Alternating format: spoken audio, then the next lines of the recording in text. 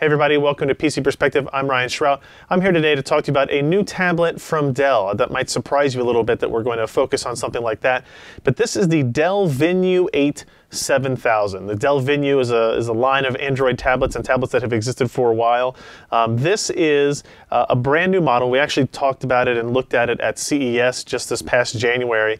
This is an Android tablet powered by an Intel Atom processor that has a lot of surprising features, a lot of very impressive design characteristics, and honestly, a tablet that may have become my new favorite Android device on the market. So now a quick look at the specifications. This is an Intel Atom Z3580 processor that is a quad-core Silvermont architecture, goes up to 2.3 gigahertz. It does have Power VR graphics that may be the weakest part of the architecture and design, but it's still not terribly bad. It has 2 gigs of memory. It has a 16 gig eMMC storage system. It's got 802.11ac, courtesy of the Intel 7260 controller. It has an 8 megapixel rear camera, a 2 megapixel front camera. We'll talk about that in a second. The most important specification of this is the screen, and it may be hard to see if you're watching this on a YouTube video or whatever, but this is a 2560 by 1600 OLED screen that is probably the best looking screen I've ever looked at, whether it be on a monitor or a notebook or a tablet or a phone, whatever. It's a stunning display in terms of how dark it can get with the blacks, how bright it can get with the whites, and all of the RGB color spectrum is truly, truly impressive. If you look at our full review at PCPer.com, we actually show you the RGB color breakdown of this compared to several other tablets, the Shield tablet, the Nexus 9, and the iPad Air 2, which are our primary comparison points here. It is a $399 tablet, so it's not exactly cheap. It's not a budget tablet by any stretch. But if you compare that to, say, NVIDIA Shield tablets, $299. The Nexus 9 starts at $349, and the iPad Air the iPad Air 2 you can actually find for around $450 now at its smallest 16 gig capacity as well. So let's talk about what we like and what is maybe interesting about this. First of all, it's an incredibly thin device. I don't know if this is going to come across on the video very well, but it's only 6 millimeters thick. It is an 8-inch screen or so. I think it's an 8 point, let me make sure I've got this right here. It is an 8.4-inch screen, 2560 by 1600.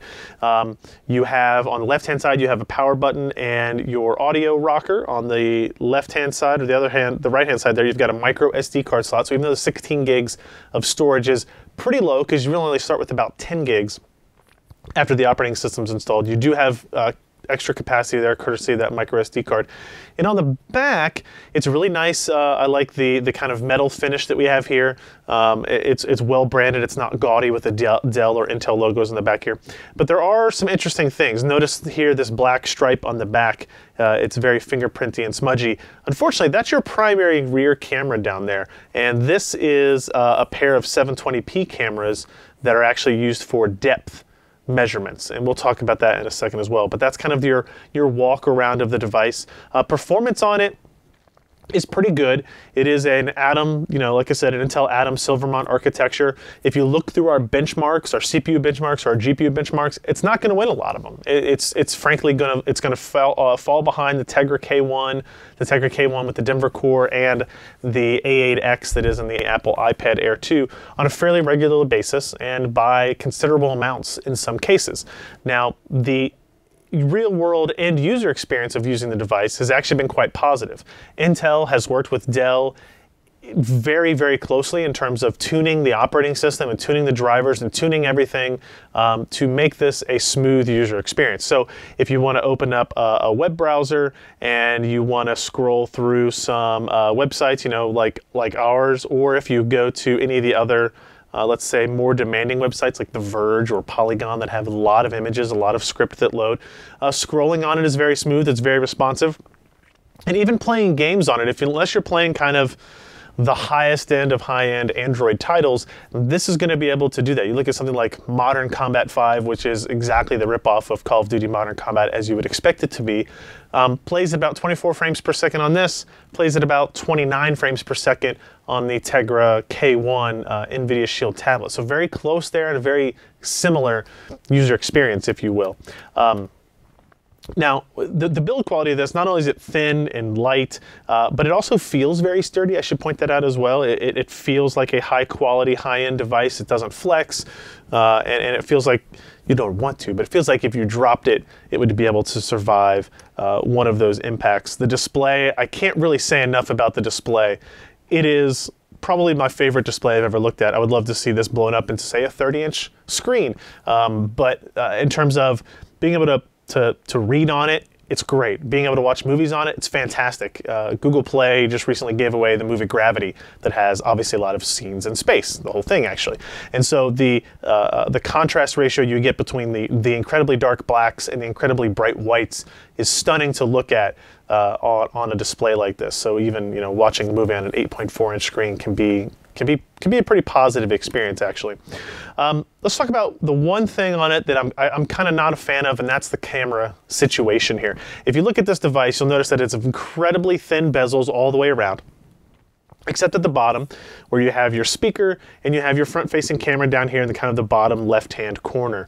That's not a huge deal, but it is going to get very fingerprinty. Be prepared to wipe it off quite a bit. So if you turn it over to the back, what you'll see they also did is on the bottom, due to spacing issues in order to keep it so thin, is the primary rear camera is on the bottom as well, and these two depth cameras are back here too. Now, presents a couple of issues rather. One, you're going to get a lot of fingerprints on this again. Be prepared to wipe fingerprints off of all of these lenses as you kind of use it and hold it and read something on it. When you go to rotate it to take a picture, you are going to have to wipe off these lenses in various capacities. So you're going to want to look out for that. Also, just, a lot of times you want to take a picture in a portrait mode, and you can't really do that. You could always flip it and do it that way, and it will absolutely work. But in terms of the normal use case for it, it seems a little odd.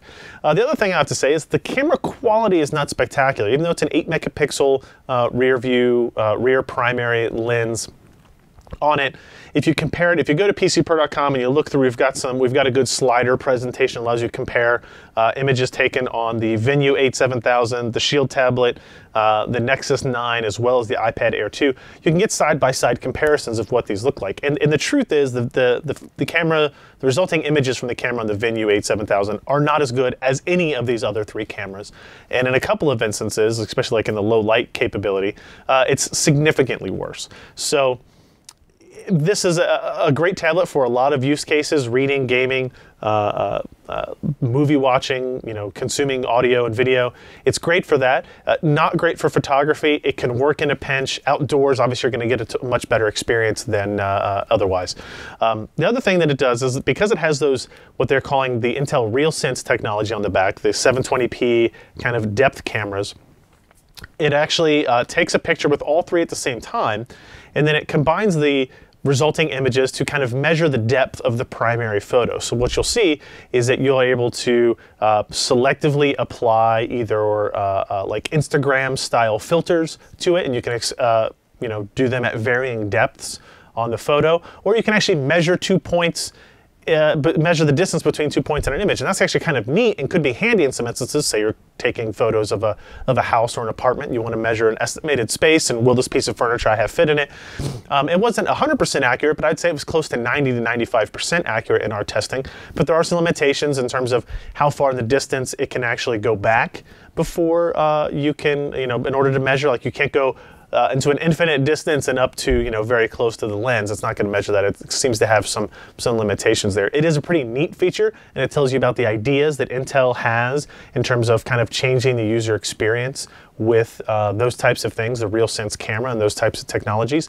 And it was neat, but it wasn't, in my opinion, a platform selling feature. Right? It's not. I wouldn't tell people to go buy this tablet because of the 3D camera on there, and also because you always have to clean that off or move your fingers out of the way. You've got 3 lenses you have to worry about now. That's something else.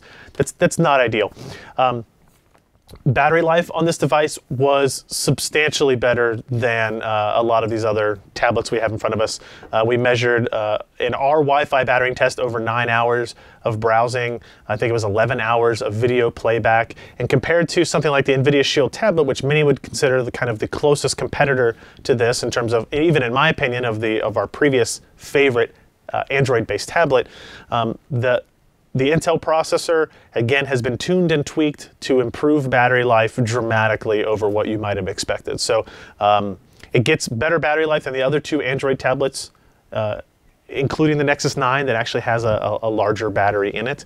And it does pretty well coming up against the iPad Air 2, which has a smaller battery in this iteration over the original iPad Air. So there are some things there to consider. And again, you get all this in a 6mm thin design. So the battery life on this I would consider an exceptional feature for the Venue 8 7000. We already talked about performance and user experience. I really enjoyed my time with the Dell Venue 8 7000, and I would have no qualms about recommending this as probably the best Android tablet that is available on the market today. I found using it on the couch very helpful. The screen is awesome. Again, being able to read websites on a super high resolution OLED screen turned out to be a very welcome experience. You know, we played some games on it. I played some Goat Simulator, which is a fantastic title. I hope everybody gets a chance to check that out. All the way from that to Minion Rush to you know, Clash of Clans. Went through a lot of those games as well. Battery life seemed to be great in our gaming tests as well, and you know, performance not substantial. You know, like it's not going to win the benchmark wars, and that's kind of what Intel said up front. Intel and Dell both talked about, hey, this isn't going to win the benchmark wars, but we think it's the best overall user experience. And comparing it to something like the iPad Air 2 that is known for being an exceptionally well-built product, having a feel of a high-quality product, I think you get this out of the Dell Venue as well. At $399, it's available today. Actually, I think as we record this, it was actually on sale already for $369. It's a little steep. If I had my choice, I would probably see how much cheaper they could get it without the addition of kind of the gimmicky camera features, the 3D depth cameras and stuff like that.